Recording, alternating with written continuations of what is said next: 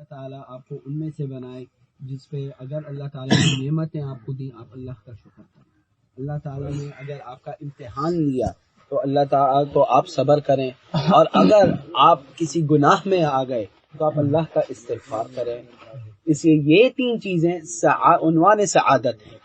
یعنی جو اپنے آپ کو ان تین حال میں پائے گا اور اس کی یہ حرکت ہوگی یا تو شکر کی یا صبر کی یا استغفار کی، تو وہ اس دنیا میں کامیابی اور اگلی دنیا میں کامیابی ہے. تو یہ ایک دعا ہے، اور اس سے ایک چیز معلوم ہوتی ہے کہ جو بھی عالم ہے، جو سکھاتا ہے، جو بھی مدرس ہے، چاہے وہ بڑے مرتبے کا اونچا مرتبہ رکھے یا نیچا مرتبہ رکھے، آپ کسی کو بھی کوئی چیز سکھائیں تو ایسے سکھائیں کہ آپ اس کے لیے اچھائی چاہ رہے ہیں، رحمت چاہ رہے ہیں. ٹھیک ہے، استمر. اعلم ارشدک اللہ لك. اعلم ارشدك الله للذات ان الحنيفية ملة ابراهيم ان تعبدوا الله وحده مخلصا له الدين وبذلك امر الله جميع الناس وخلقهم الله كما قال تعالى وما خلقت الجن والانس الا ليعبدون. فاذا عرفت ان الله خلقك لعبادتي فاعلم ان العبادة لا تسمى عبادة الا من توحيد كما ان الصلاة لا تسمى صلاة الا من طهارة. فإذا دخل الشرك في العبادة فسدت كالحدث إذا دخل في الطهارة.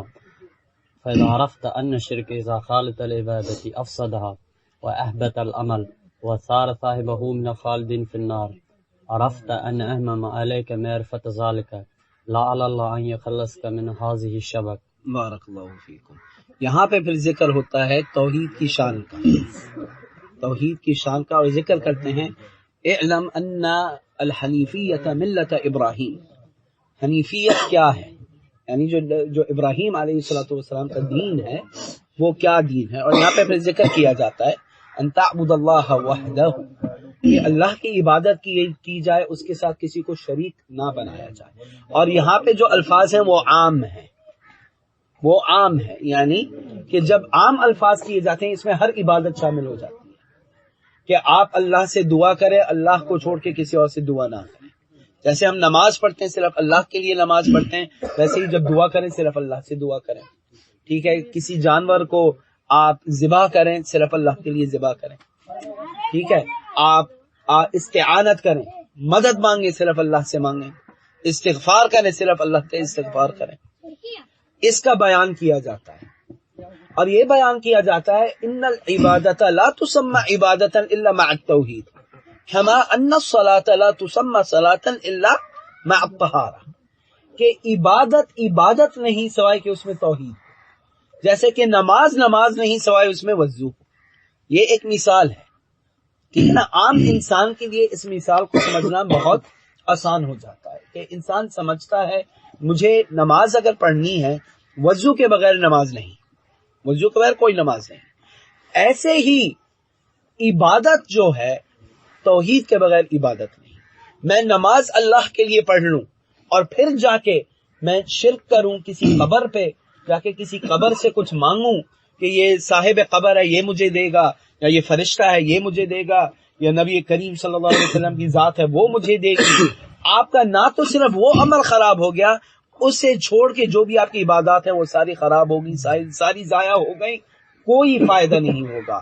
آپ چاہے صبح سے لے کے رات تک آپ نماز پڑھ لیں، صبح سے لے کے رات تک آپ کا سر سجدے میں پڑا ہوا ہے، آپ نے اس ایک کام میں آپ نے شرک کیا اور اس سے استغفار نہیں کیا، اس سے توبہ نہیں کی آپ نے، آپ کا ہر عمل خراب ہو گیا. بارک اللہ فیک. آپ نے بھی یاد کی ہوئی ہے ماشاءاللہ. یہاں سے چلیں آپ پڑھیں پہلے پھر بھائی پڑھیں گے. کھوجتا ہے کہاں رکے تھے؟ وهي شرك بالله الذي قال الله تعالى فيه إن الله لا يغفر أن يشرك به ويغفر ما دون ذلك لمن يشاء وذلك بمعرفة أربع قواعد ذكرها الله تعالى في كتابه. بارک اللہ فیکم. اور یہاں سے پھر یہ 4 قواعد کا ذکر ہوتا ہے. ٹھیک ہے، یہ جو مسئلہ ہے جو اس میں ذکر کیا گیا ہے، جو کہ اب بھائی پڑھیں گے، القاعدۃ الاولی، اس میں پہلا قاعدہ ہے. یہ 4 قواعد ہیں، اس میں یہ 4 باتیں اگر یاد کر لی جائیں.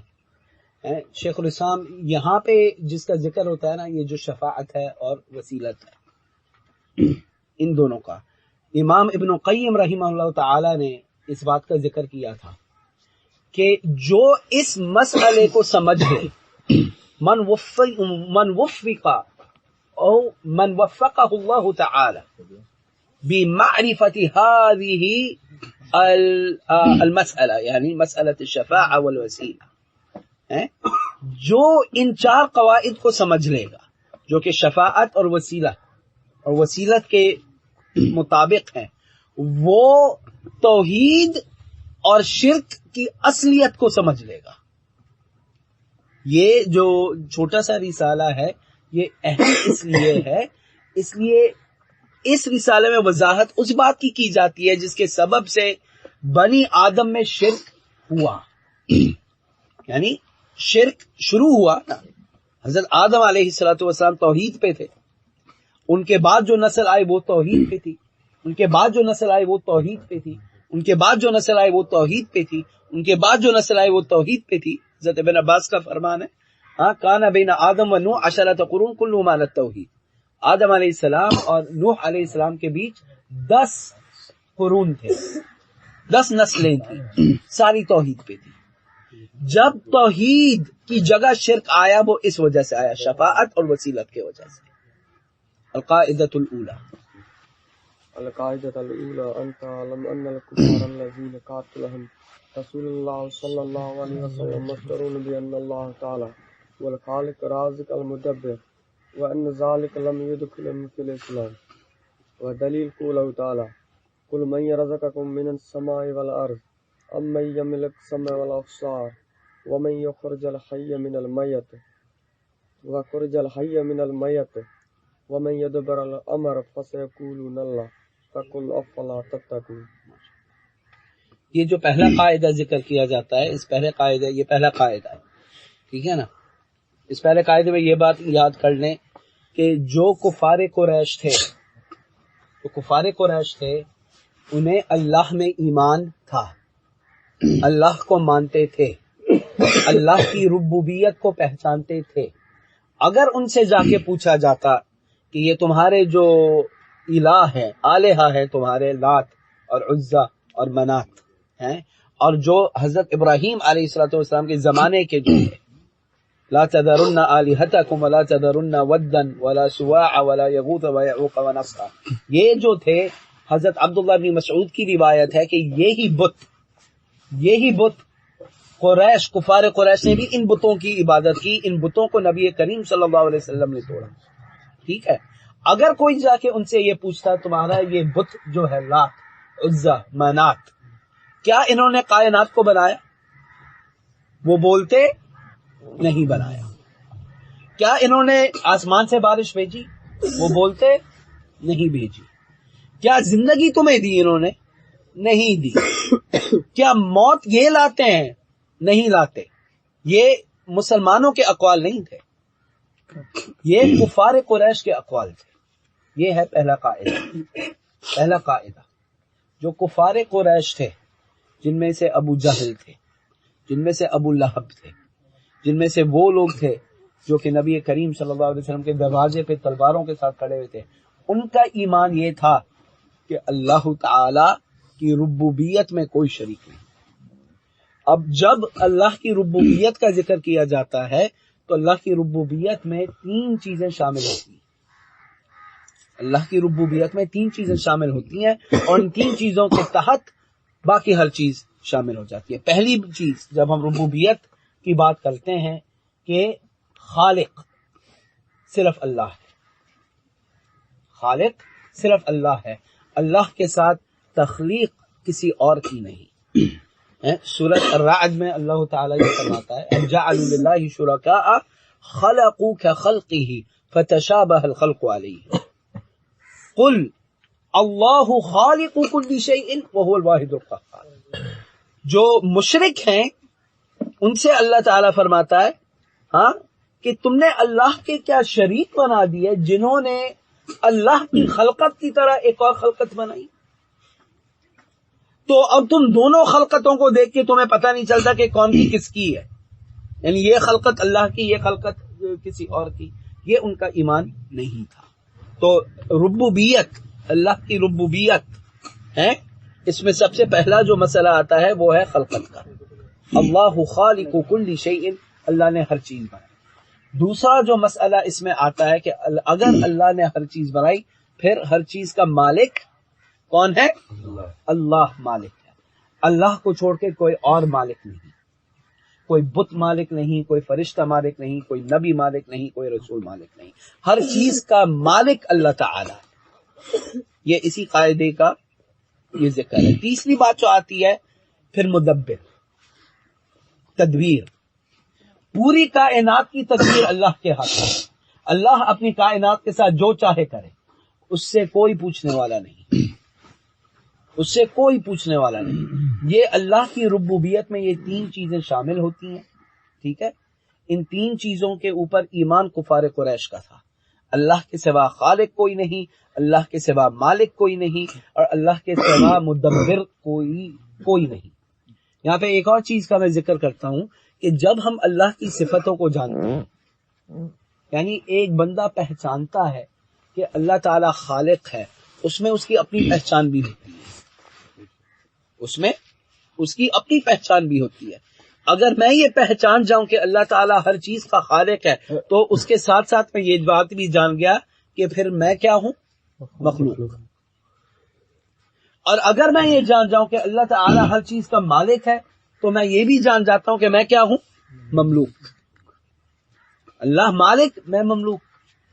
اور اگر میں جان جاؤں کہ اللہ تعالیٰ ہر چیز کا مدبر ہے تو میں یہ جانتا ہوں میں کیا ہوں؟ مدبر. یعنی اللہ تعالیٰ جو چاہے کرتا ہے، اور کس پہ کرتا ہے؟ مجھ پہ کرتا ہے. یہ ایمان کفار قریش کا تھا، جن سے حکم کیا گیا نبی کریم صلی اللہ علیہ وسلم انہیں دعوت دو، ان کے خلاف لڑو جب تک کہ یہ ایمان میں نہ شامل ہو جائیں. کیا مطلب ہوا؟ اللہ کی ربوبیت میں ایمان رکھنا کافی نہیں، پھر بھی نبی کریم صلی اللہ علیہ وسلم سے القاعدہ الثانیہ القاعدہ الثانیہ انہم یقولون ما دعوناہم وتوجہنا الیہم الا لطلب القربۃ والشفاعۃ. فدلیل قربت قولہ تعالی والذین اتخذوا من دونہ اولیاء ما نعبدہم الا لیقربونا الی اللہ زلفی ان اللہ یحکم بینہم فیما ہم فیہ یختلفون ان اللہ لا یہدی من هو کاذب کفار. پڑھیں. ودلیل شفاعت قولہ تعالی ویعبدون من دون اللہ ما لا یضرہم ولا ینفعہم وَيَقُولُونَ هَؤُلَاءِ شُفَعَاؤُنَا عِندَ اللَّهِ. ان دو آیتوں کو سمجھنا بہت لازمی ہے، بہت لازمی ہے. پہلا قاعدہ کیا تھا؟ کیا ذکر کیا ہم نے؟ کہ ان کا ایمان اللہ کی ربوبیت میں تھا، اللہ کو مانتے تھے، اللہ کی ربوبیت کو مانتے تھے.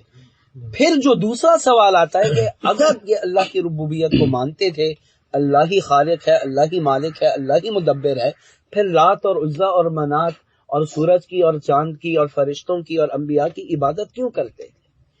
اس قاعدے میں ذکر کیا گیا کہ کیوں کرتے تھے. الذین اتخذوا من دونہ اولیاء ما نعبدهم الا لیقربونا الی اللہ زلفی. کیوں کرتے تھے؟ ان سے پوچھا جاتا تھا، وہ کہتے تھے یہ جو اولیاء ہیں، یہ جو اولیاء ہیں ہم ان کی اس لیے عبادت کرتے ہیں، ما نعبدهم الا لیقربونا الی اللہ زلفی، کہ یہ ہمیں اللہ کے قریب لے جائے، یعنی ان کی قربت ہے. کوئی فرق ہے؟ آج آپ کسی بھی قبر پہ جا کے لوگوں سے پوچھو گے بھائی تو یہاں پہ کیوں آ رہا ہے؟ اللہ کی مسجد وہاں پہ، اللہ سے جا کے مانگ، جو ہر چیز کا مالک ہے، یہاں پہ کیوں آ رہا ہے؟ نہیں، یہ اللہ کا ولی ہے، اللہ سے قریب ہے، میں اللہ کے قریب ہوں. وہی بات ہو گئی نا، وہی بات ہو گئی جو کفار قریش کرتے ہیں. دوسری بات تھی شفاعت، دوسری بات تھی شفاعت. ہؤلاء شفعاؤنا عند اللہ، کہ یہ تو ہمارے شفعاء ہیں، یعنی ہم ان سے نہیں. ان دونوں میں کیا بات معلوم ہوئی کہ یہ لوگ کیا کہتے ہیں؟ ہم ان سے نہیں مانگ رہے، ان سے نہیں مانگ رہے اللہ سے ہیں، لیکن ان کی قربت ہے اللہ سے، اور قربت کے وجہ سے یہ ہماری شفاعت کریں گے.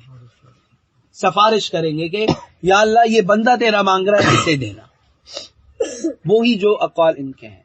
اس ایمان کے ساتھ، شفاعت کی ایمان کے ساتھ قربت کے ایمان، اور یہ شرک کا اصل ہے.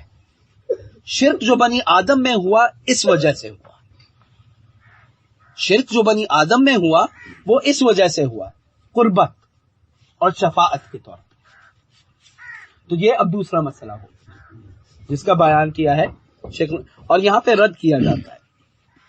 یہ جو قواعد الاربعہ جو کتاب ہے، جو چھوٹی سی کتیب ہے، اس کی شرح اس کے بعد جو بہترین کتاب اس مسئلے کو سمجھنے کے لیے ہے وہ ہے کشف شبہات، جس کے اوپر وہ اور وضاحت کرتے ہیں انہی باتوں کے اوپر.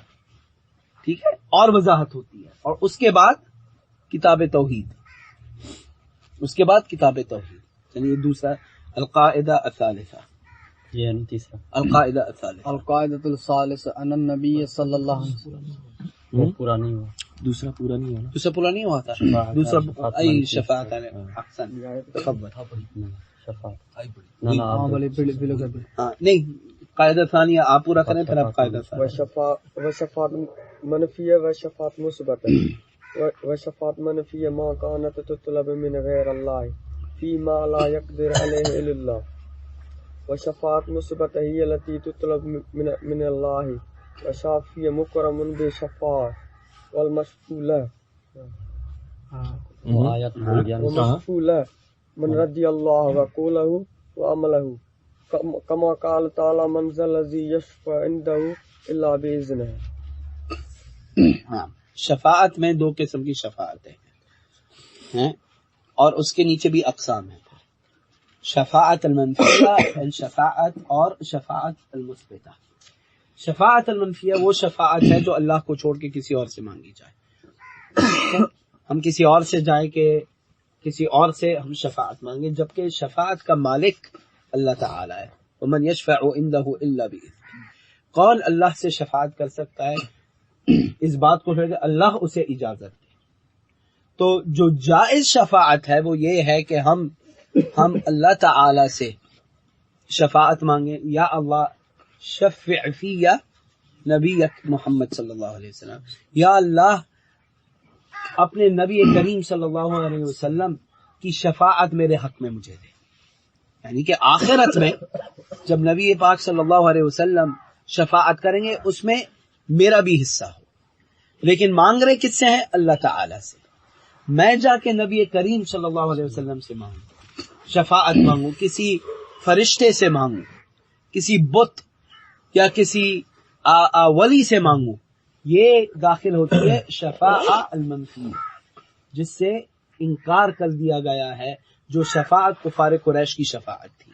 یہ شفاعت کفار قریش کی شفاعت تھی، یہ منع ہے. اور جو یہ شفاعت کرتا ہے وہ اسلام سے خارج ہو جاتا ہے. یہی ان کے شرک کا نام تھا. تو یہاں پہ بیان کیا گیا کہ بندہ یہ سمجھے کہ نہیں وہ تو کفار اس لیے تھے، اس لیے وہ سمجھتے تھے کہ اللہ کے سوا کوئی اور رب ہے. وہ یہ نہیں سمجھتے تھے. نہیں، وہ تو مانگتے ان سے تھے، وہ سمجھتے تھے کہ یہ دیں گے، اللہ نہیں دے گا. نہیں، یہ بھی ان کی حرکت نہیں تھی. مانگتے، جانتے تھے کہ دینے والا اللہ ہے، لیکن شفاعت اور قربت کی وجہ سے ان سے مانگتے. احسن. قاعدہ القاعدۃ الثالثہ ان النبی صلی اللہ علیہ وسلم ظہر علی اناس متفرقین فی عباداتہم منہم من یعبد الملائکہ ومنہم من یعبد الانبیاء والصالحین ومنہم من یعبد الشمس والقمر ومنہم من یعبد الاشجار والاحجار ومنہم من یعبد الشمس والقمر وقاتلہم رسول اللہ صلی اللہ علیہ وسلم ولم يفرق بينهم.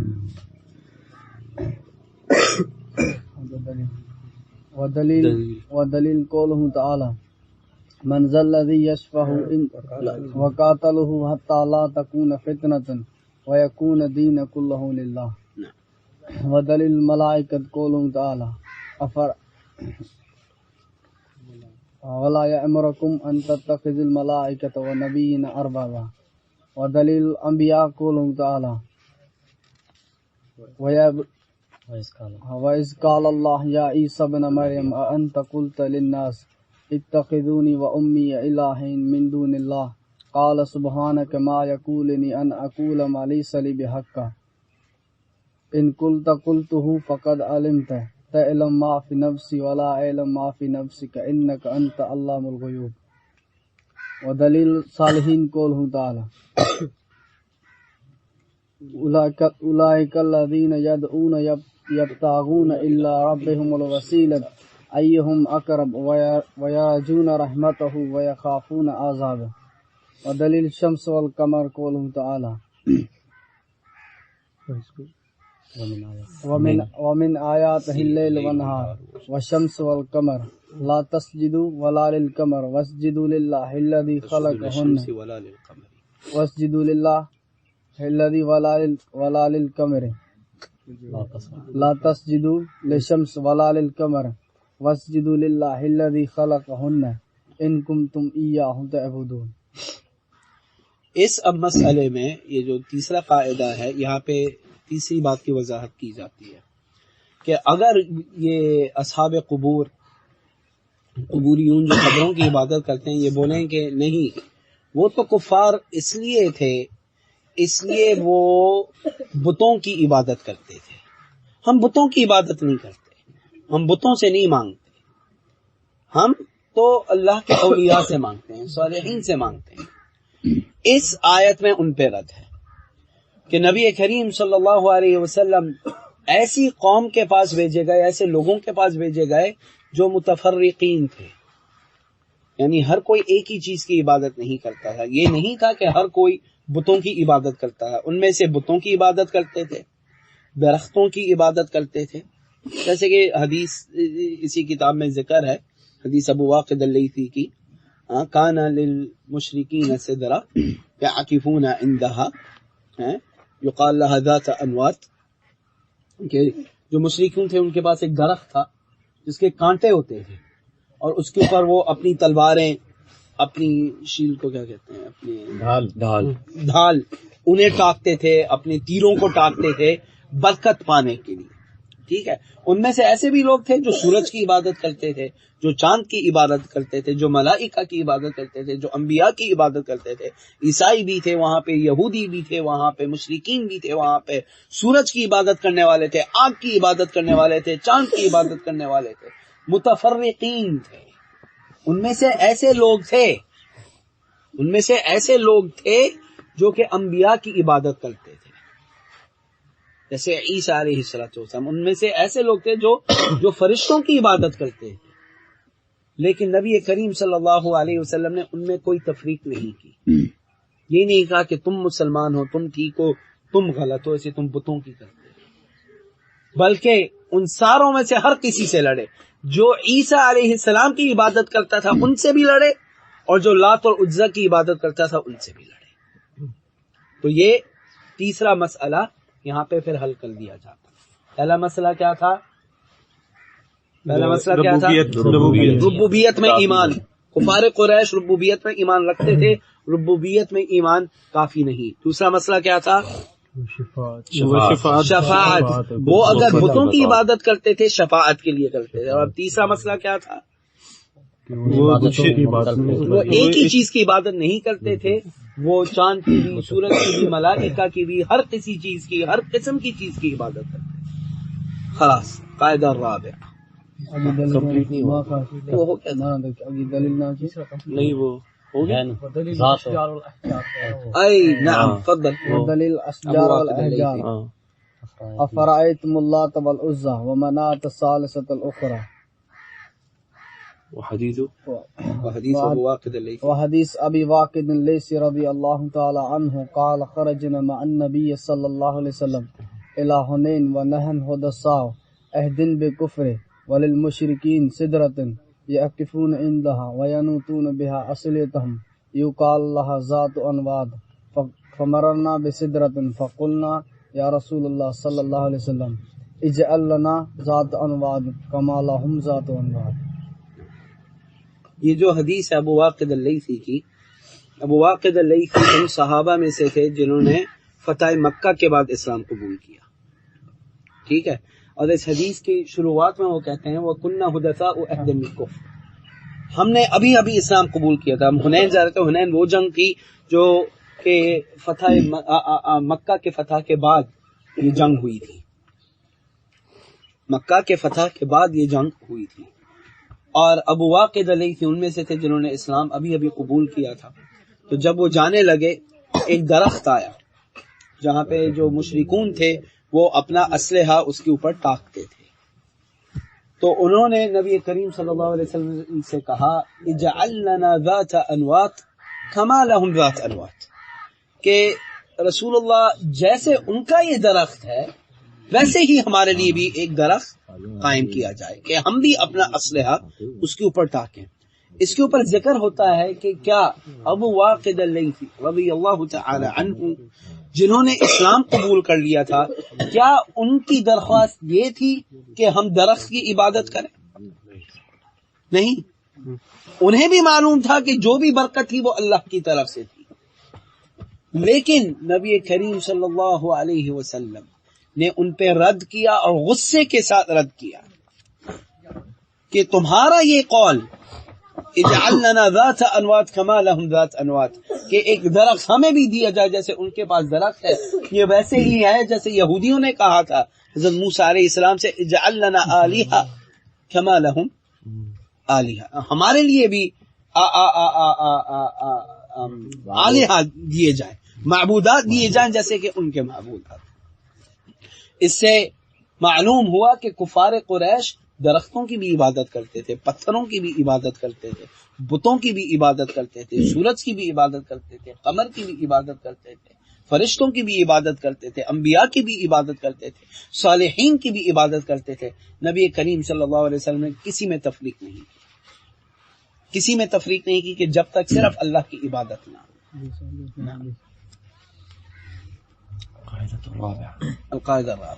القاعدة الرابعة أن مشركي زماننا أعلى شركا من الأولين لأن الأولين يشركون في الرخاء الشدة ومشركو زماننا ويخلصون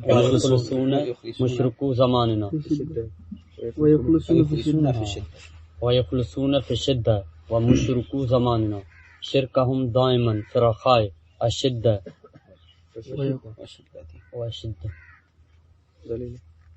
ودلیل قوله تعالی فَإِذَا رَكَبُوا فِي الْفُلْكِ دَعَوُا اللَّهَ مُخْلِصِينَ لَهُ الدِّينَ فَلَمَّا نَجَّاهُمْ إِلَى الْبَرِّ وَإِذَا هُمْ يُشْرِكُونَ. یہ چوتھا قاعدہ ہے. یہاں پہ بیان کیا جاتا ہے کہ جو مشرکون ہمارے زمانے میں ہیں، اور یہاں پہ جو بیان کیا جا رہا ہے وہ ہے نبی شیخ الاسلام محمد بن عبد الوہاب رحمہ اللہ تعالی کے زمانے کی. جزیرت العرب میں وہی حال تھا جو آج ہم اپنے ملک میں پاتے ہیں کہ قبروں کی عبادت کی جاتی تھی، قبروں کے اوپر گنبد بنائے جاتے تھے، وہاں پہ لوگ آ کے دعا کرتے تھے. تو یہاں پہ شیخ الاسلام محمد بن عبد الوہاب اس بات کی وضاحت کرتے ہیں کہ جو شرک ہمارے زمانے میں ہوتا ہے یہ تو ان کے شرک سے بھی گیا گزرا ہے. ان کی عادت یہ تھی کہ جب شدت میں اپنے آپ کو پاتے تھے تو صرف اللہ سے دعا کرتے تھے، لیکن جب آسانی آ جاتی تھی پھر جا کے اپنے بتوں سے مانگتے تھے.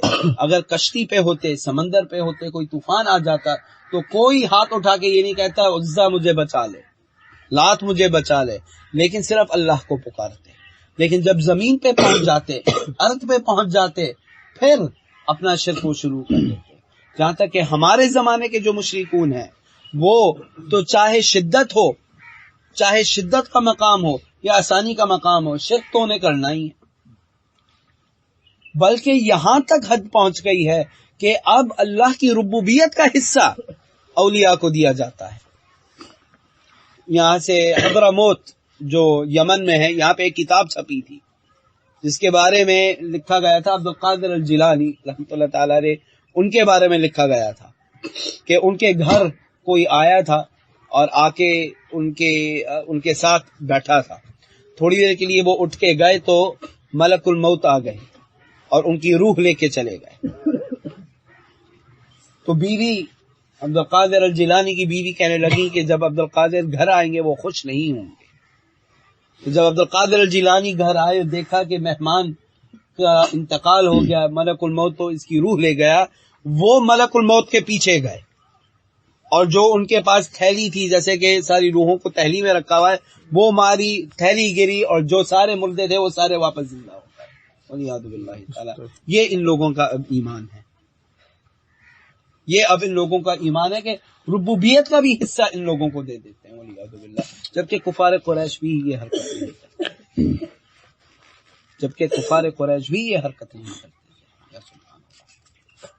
تو اس سے معلوم ہوا کہ ان کا یہ جو شرک ہے یہ کفار قریش کے بھی شرک سے گیا گزرا ہے۔